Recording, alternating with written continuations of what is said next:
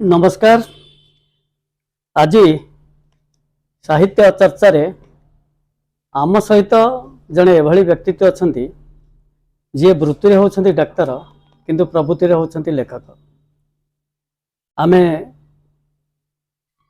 आमे कहले मु कार्तिक स्वाई एवं भाई डॉक्टर क्षीरोद बेहरा आमे तांका कथा सुनिबा को प्रस्तुत अच्छु एवं तांका विषय अधिक कथा जानिबा को प्रस्तुत अच्छु। तबे श्री प्रसाद बाबू आपन को स्वागत यही आलोचना को।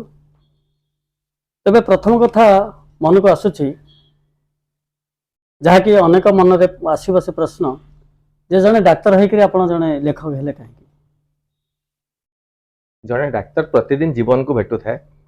जतले मु पढ़ुଥିଲି आमे थरे महापात्र नीलमणि पचारिथिलु डाक्तर माने एते पाखरो जीवन को देखुଥିଲେ भी भल साहित्य कहि पारंते नै काहे की सेतो आम मन थला आमे तो जीवन को पाखो देखुछु किंतु साहित्य काहे हेइ पारना आम मन से प्रश्न थला। सत कथा होची जनकर मानसिकता पर निर्भर करछि से साहित्य करबो ना नै ता पय समय काढिबा को पड़िबो समय आपे बाहरी जाय। सत कथा कहले आ जदी जने भाबुची जे एटा लेखिबी आज लेखिबी काली लेखिबी एमिति होते संभव है न पारे।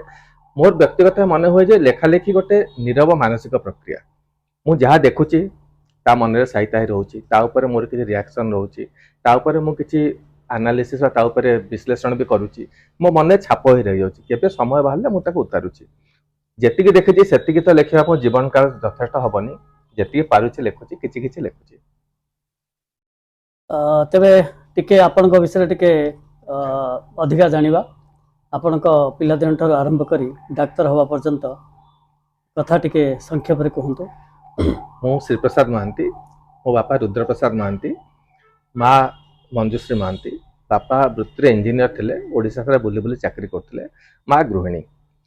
मु जेतबे सान थिले कोन हेबी तो जान नथिले सदा कथा किंतु बेले बेले इच्छा हुए शिक्षक हेबी बेले बेले इच्छा हुए डाक्तर हेबी केबे इच्छा वैज्ञानिक हेबी केबे लेखक हेबी।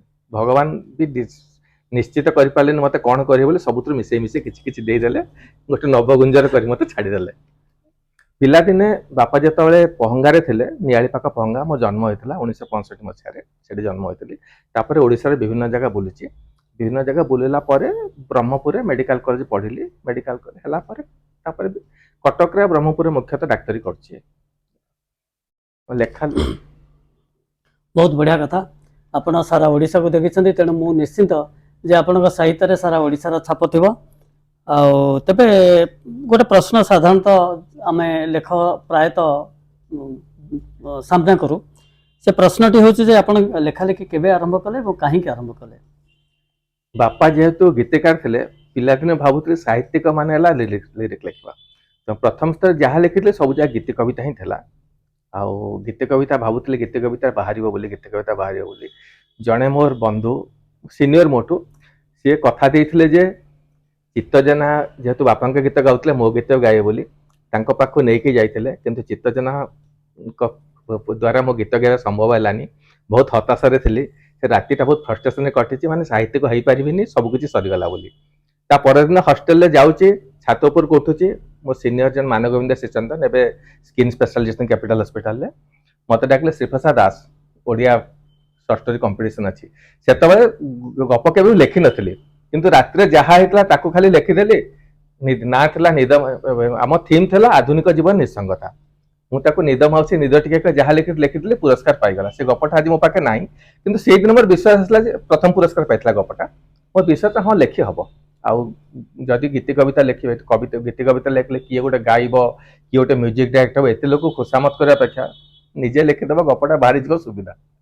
तेबे से जो गपटी आपण लेखिले सेतले आपण कोन पढुतले आपण बयस केतले केते? सेतबेले मु सेकेंड ईयर थिला मेडिकल सेकेंड ईयर थिला 84 मसिया थिला 83 किंबा 84 मसिया एग्जैक्ट 83 मसिया थिला कने 84 मसिया रे से गप बाहरला परे जो गपटाटे हमर सप्लीमेंटरी गोटे बाहर थिला 12 जन को गप को नै गोटे बहिटे बाहर थिला मेडिकल कॉलेज सेथरे मो गपटा द्वितीय गप था प्रथम गप जोटा बात प्रबंधटे थिला सेही गपर प्रतिष्ठित प्रसिद्धि पर मो द्वितीय गपटा मोर थिला तेणु मो खूब संभवतः 82 कि 83 मसिया रे थिला फास्ट ईयर पढुतली।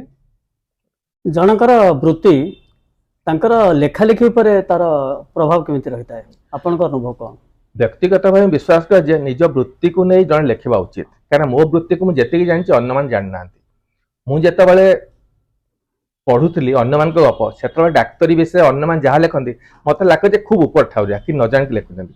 ଠିକ ସେମିତି ଧରନ୍ତୁ ଆପଣ ଦୁର୍ନୀତି ବିଷୟ କହିବେ, ସହଦେବ ଭାଇ ଲେଖିବେ ଅବକାରୀଟା କେମିତି ଦୁର୍ନୀତି ଚାଲିଛି, ସିଏ ଯେମିତି ଲେଖିବେ ଅନ୍ୟମାନେ କ'ଣ ଲେଖିବେ, କଣ୍ଟ୍ରାକ୍ଟର ଦୁର୍ନୀତିଗ୍ରସ୍ତ, ଇଞ୍ଜିନିୟର ଦୁର୍ନୀତିଗ୍ରସ୍ତ, ଅଙ୍କ ଦୁର୍ନୀତିଗ୍ରସ୍ତ, ଏମିତିକା ଲେଖି ସାରିବେ ନା ଦୁର୍ନୀତିର ଭିତରକୁ ସେମାନେ ଯାଇପାରିବେନି। ତେଣୁ ଜଣେ ଯୋଉ ବୃତ୍ତିରେ ଅଛି ସେ ବୃତ୍ତି ଉପରେ ଲେଖିଲେ ହିଁ ଭଲ ଲେଖିପାରିବ, ତାକୁ ଅନ୍ୟମାନେ ପଢିଲେ ହିଁ ବେଶୀ ଗଭୀରକୁ ଯାଇପାରିବେ ଓ ସାହିତ୍ୟ ବି ଉନ୍ନତ ହବ, ଓଡ଼ିଆ ସାହିତ୍ୟ ବି ଉନ୍ନତ ହବ।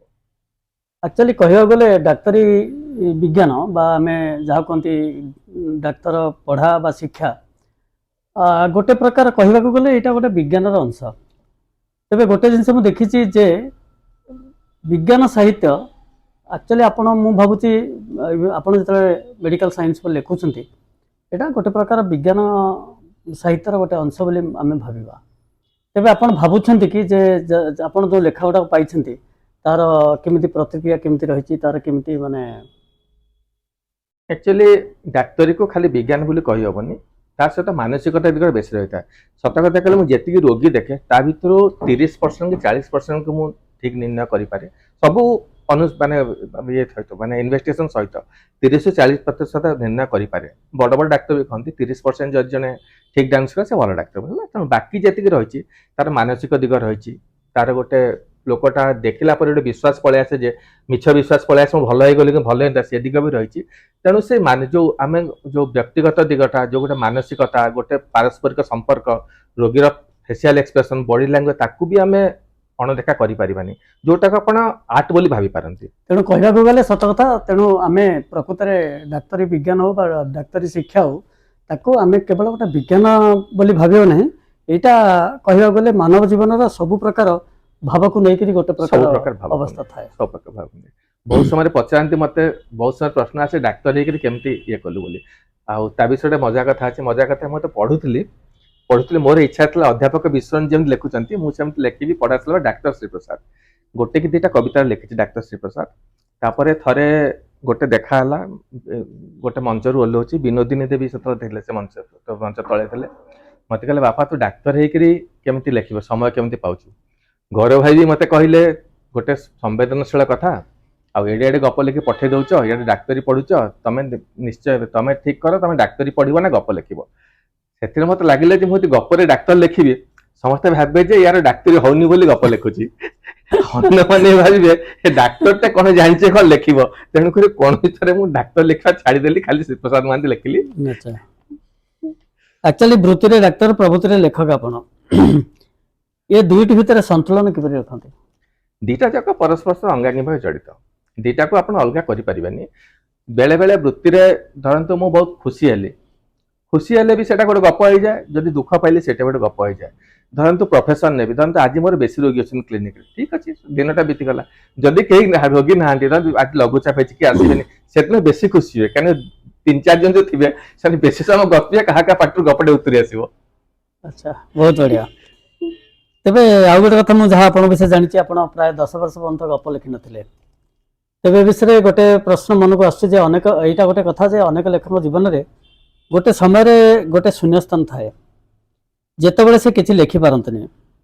ଆପଣଙ୍କର ବି ସେଭଳି ହୋଇଛି ଯେଉଁଠି ଗୋଟେ ଶୂନ୍ୟସ୍ଥାନ ଆସିଛି। ଆପଣ ଶୂନ୍ୟସ୍ଥାନର ଏପାଖ ଆଉ ସେପାଖ କେମିତି ଭାବରେ ଦେଖନ୍ତି? ବହୁତ ଦୁଃଖଦାୟକ, ସେ ସମୟଟା ବହୁତ ଦୁଃଖଦାୟକ। ପ୍ରଥମେ ମୁଁ ତ ଲେଖୁଥିଲି, ମାନେ ସତ କଥା କହିଲେ କେତେ ଜଣ ସମ୍ପାଦକ ସୌଜନ୍ୟରୁ ମୁଁ ବହୁତ ଶୀଘ୍ର ପ୍ରସିଦ୍ଧି ପାଇଯାଇଥିଲି, 4-5 ବର୍ଷ ଭିତରେ ଭଲ ଭଲ ବାହାରି ଯାଇଥିଲା ସବୁ। କିନ୍ତୁ ତାପରେ କଟକରେ ପୋଷ୍ଟିଂ ହେଲା ପରେ ଏସସିବିରେ ମୁଁ ଚାପ ସମ୍ଭାଳି ପାରୁନଥିଲି। ଯଦି ପ୍ରଥମ ମାସରେ 3 ଥର ମୁଖ୍ୟମନ୍ତ୍ରୀଙ୍କ ସାମ୍ନାସାମ୍ନି ବସିବା ପାଇଁ ପଡିବ, ଯଦି ପ୍ରଥମ ମାସ ଭିତରେ ଆପଣଙ୍କର ପ୍ରଥମ ବର୍ଷ ଭିତରେ ଆପଣ ଅଂଶୁଘାତକୁ ପ୍ରଥମ ଥର ସାମ୍ନା କରିବେ, ଓଡ଼ିଶାରେ ପ୍ରଥମ ଥର ଥିଲା ସେଇଟା, ମୁଁ ହିଁ ପ୍ରଥମେ ନିର୍ଣ୍ଣୟ କରିଥିଲି। ମୁଁ ସେ ଚାପ ସମ୍ଭାଳି ପାରୁନଥିଲି, ତେଣୁ ଲେଖିପାରୁନଥିଲି। ଦ୍ୱିତୀୟ ଦିଗ ଥିଲା, ମୁଁ ପ୍ରଥମେ ଲେଖେ ବହୁତ ସମୟ ଭାବେ, କିନ୍ତୁ ଗୋଟେ ଦିନ ବସେ, ସେ କିଛି କରେନି, ଖାଏନି ପିଏନି, ଖାଲି ଚା ପିଉଥାଏ, ଗ୍ଲୁକୋଜ ଡ୍ରିଙ୍କ ପିଉଥାଏ, ଗପଟା ଲେଖିଲେ ହିଁ ଉଠେ, ଆଉ ଗୋଟେ ଥରରେ ଲେଖିଦିଏ, ତାର ଜେରକ୍ସ କରିକି ରଖେ। କିନ୍ତୁ ଚାକିରିରେ ପଶିଲା ପରେ, କଟକ ହେଲା ପରେ ଜମା ସେ ସୁବିଧା ପାଇଲିନି, ମୁଁ ଲେଖି ଜମା ପାରିଲିନି। ସେ 10 ବର୍ଷ ସହଦେବ ଭାଇ ସବୁବେଳେ ମୋ ପାଖକୁ ଆସନ୍ତି, ସବୁବେଳେ ମତେ କହନ୍ତି ଆଉ ନୂଆ କଣ ଲେଖିଲ, ଏତେ ଲେଖୁଥିଲ ନୂଆ କଣ ଲେଖିଲ।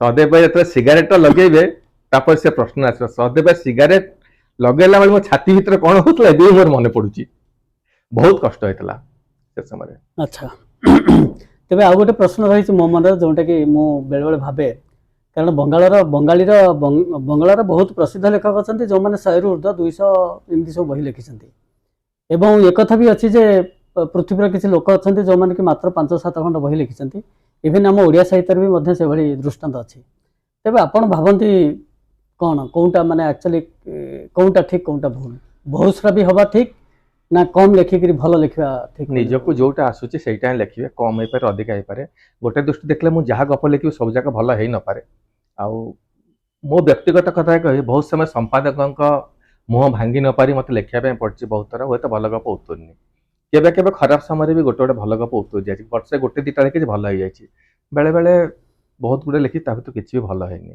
तेणु भल भी रहइबो खराब भी रहइबो आपण केमिति ताकू ग्रहण करि परिबे केते लिखि पारे तापर निर्भर करछि तापर खाली तमे गप लेखारे बंचुने घर अच्छी परिवार अच्छी वृत्ति अच्छी सबू सहित मिसई कि जेतिक समय मिलला सेतिक लिखिबे तेबे आउ गोटे प्रश्न रही जे प्रायतः बहुत बड़ बड़ लेखक कवि एपरिक रमाकांत सार मध्य गोटे कथा सब से कहते श्रेष्ठ लेखाटी एपर्यंत आसी पारि ना आपन को भी लगुच कि आपन श्रेष्ठ लेखाटी लेखाबा को एबे भी अपेक्षा अच्छी ए प्रसंग में मोर गोटे गपर उद्धृत देवी से गप ना था सुखर एलिजी झंकार मोर प्रथम थर बाहर था मोर गोटे टर्निंग पॉइंट कह से गपटा से गपर थीम था गोटे मध्यवित्त युवक केबे सब आशा करते भल समय आसो किंतु भल समय संज्ञा ताको जना ना तेणु से भल समय को अपेक्षा करते अजाणत भल समय केबे चली जाए जान न था गप लेखाटा बोधे ठीक सेमती भल गप आसो सर्वश्रेष्ठ कृति आसो आम अपेक्षा करूँ किंतु केबे आसी चली जाए आम एटा जान न था हूँ आसिक चली जाइए मुझे जानी हूँ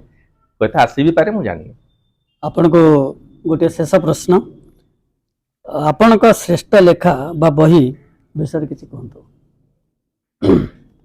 बही विषय कहवा कष्ट क्या धरतु जो समय बाहर मो बही गुड़ाक 2001-2010 पर मो बही बाहर नाला 2022 रे बाहर 12 वर्ष भर जोतक बही था मुझे बहीटाक थीम अनुसार सजेदेली आपणकर जोड़ा झील उपर लिखी झील गप जोड़ाक प्रेम गल्प था तुम्हें अच्छ बोली मध्यवित्त मान जीवन उपर नहीं जोड़ा पर्णमुचिया जो गुड़ा बड़ा विभिन्न थीम भाग शेष कली तेणु ता भर सब मिसामिशी अच्छी विभिन्न समय अच्छी कौ गोटे बही बाछा कष्ट ठीक सेमती गपटे को भी कहवा ठीक नुह तथापि जदि पाठकीय मतामत देने पाठकीय मतामत सम्मोहन गपटा बोध सबुठ भल बेसी भल पसंद करते सम्मान्य गप सम्मोहन गप गोटे था कथार बाहर सम्मोहन बोली गोटे गपटे था यही संकलन अच्छी सेटा को पाठक मैंने बेसी पसंद करते बहुत बहुत धन्यवाद आपण समय लगे एवं आपण सहित कथबार्ता लगी हमको बहुत भल लगे आज्ञा बहुत बहुत धन्यवाद आज्ञा नमस्कार नमस्कार।